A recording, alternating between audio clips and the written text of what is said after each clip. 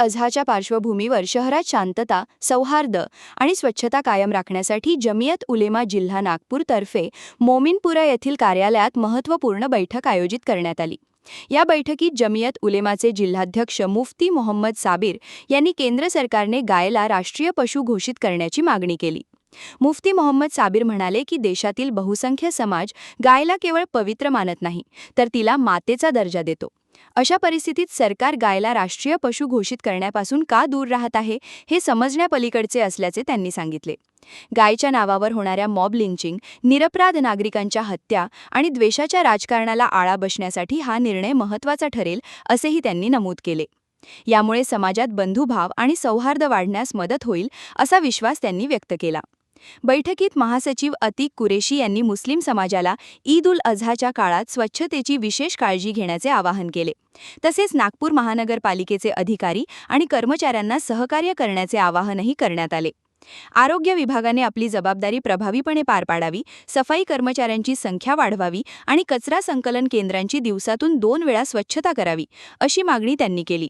सणाच्या काळात पाण्याची गरज वाढत असल्याने OCW विभाग आणि महापालिकेने पुरेशा पाणीपुरवठ्याची व्यवस्था करावी, अशी मागणीही बैठकीत करण्यात आली। जमियत उलेमा जिल्हा नागपूरचे उपाध्यक्ष मोहम्मद जाहिद अन्सारी आणि एजाज पटेल यांनी पोलीस आयुक्तांनी जारी केलेल्या मार्गदर्शक सूचनांचे पालन करण्याचे आवाहन केले।